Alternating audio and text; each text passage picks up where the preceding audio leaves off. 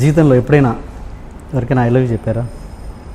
చాలా మందికి చెప్పారు. చాలామంది చెప్పారు. పెళ్ళికి ముందు, పెళ్ళికి తర్వాత, ముందు తర్వాత కూడా.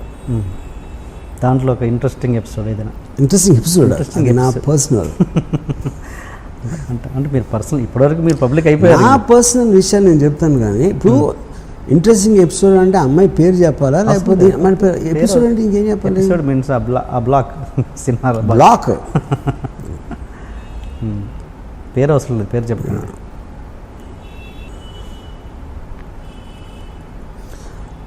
ఇంజనీరింగ్ కాలేజ్లో ఉన్నప్పుడు ఒక సత్య అని ఒక అమ్మాయిని ఇష్టం.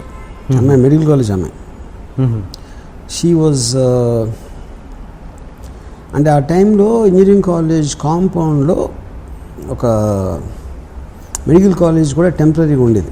అంటే బిల్డింగ్స్ తర్వాత కడుతున్నారు, ఈ లోపల యూజ్ చేయడానికి అన్నట్టు ఒక బిల్డింగ్ యూజ్ చేశారు అనమాట. సో వాళ్ళందరూ ₹1,00,000 డొనేషన్ కట్టి వచ్చిన వాళ్ళు, మేమందరం 10,000 12,000 కట్టి ఇంజనీరింగ్ బ్యాచ్. ఓకే.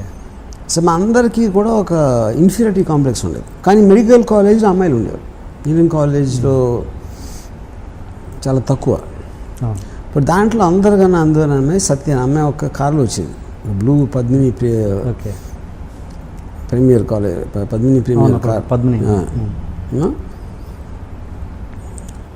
కాలేజ్ కాంపౌండ్లోకి ఆ కార్ ఎంటర్ అవుతుంది. ఇప్పుడు కూడా కూర్చున్నారు, ఇన్ని ఇయర్స్ అయిన తర్వాత అసలు ఆ కార్ అలా ఎంటర్ అయ్యి రోడ్ మీదకి వస్తూ ఉంటే ఇక్కడ నా హృదయంలో బ్యాక్గ్రౌండ్ మ్యూజిక్ ఇవన్నీ. ఆ అమ్మాయిని ఎప్పుడు నేను దగ్గరికి వెళ్ళి అంటే నాకు తర్వాత పరిచయం అయింది, కానీ పరిచయం ఏంటంటే ఇంకొక ఫ్రెండ్ ఉండి ఉన్నారు కాలేజ్లోనే, ఆడు కైజర్ అని, ఆడు చాలా అందంగా ఉంటాడు. అతని సిస్టర్ కూడా మెడికల్ కాలేజ్ అన్నమాట. సో అతని సిస్టర్ ద్వారా పరిచయం చేసుకుని నన్ను ఆడ బ్యాచ్లో ఒక గ్యాంగ్ వార్డ్ లాగా చెప్పాడు నా గురించి అమ్మాయికి. నేను కూడా ఎప్పుడు అంటే అమ్మాయి అందం ముందు కానీ స్టేటస్ ముందు ఎందుకు పనికిరాను అనే ఫీలింగ్ నాకు ఉంది కాబట్టి నేను ఎప్పుడు ఒక ఆరాధించేవాడిని, లవ్ చేసేవాడిని, కానీ ఎప్పుడు నేను అసలు ఏంటది అమ్మాయి నాది అవ్వాలి, వెళ్ళి ప్రపోజ్ చేయాలి నా ఆలోచన కూడా నాకు రాలేదు. And I use to think ఆ అమ్మాయి కైజర్తో లవ్లో ఉంది అని అనుకున్నాను నేను ఆ టైంలో.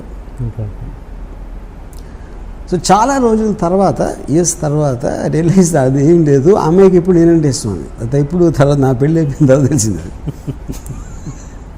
సో ఇది అదేమంటారు, దాన్ని ఎక్కవలసిన రైలు జీవితకాలం లేట్ అంటారు కదా, అలాంటిది మాట అది.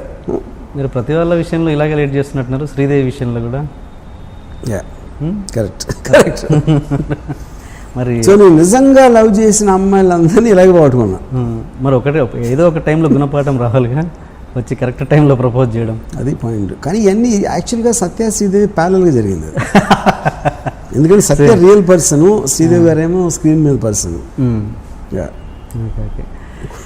ఓకే, అంటే శ్రీదేవి టాపిక్ వస్తే ఏంటి మీరు అన్నారు గుణ. నాకు ఇంకోటి ఒక విషయం ఏంటంటే, నేను శ్రీదేవి గారు అంటే ఆ టైంలో ఒక ఇది చెప్పాను, కానీ నాకు యాక్చువల్గా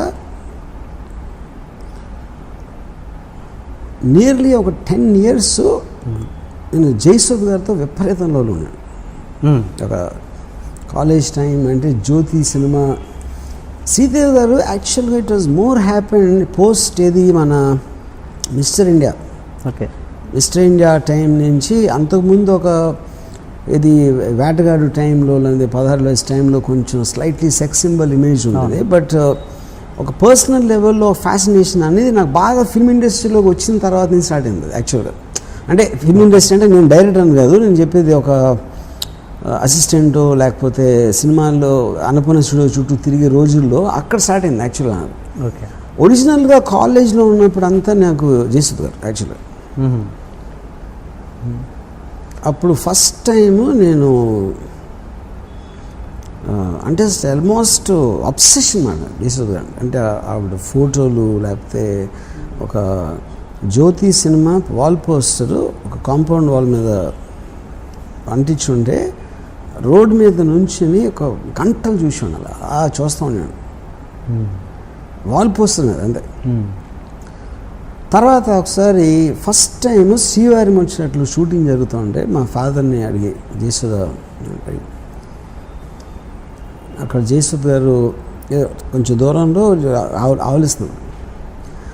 అంటే ఒక సినిమా స్టార్ కూడా మనిషిలాగా, మామూలు మనిషిలాగా ఆవలిస్తుందని నేను తట్టుకోలేకపోయాను. I just was disappointed and I felt betrayed అసలు.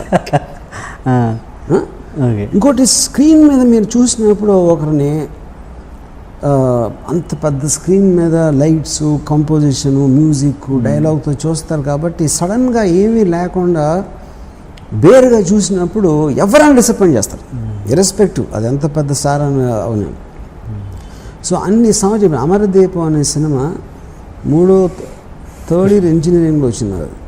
మన కృష్ణాలంకిలో రాంప్రియ అని ఒక థియేటర్ ఉండేది. 7 సార్లు ఒక క్లోజప్ కోసం చూసాను ఆ సినిమా.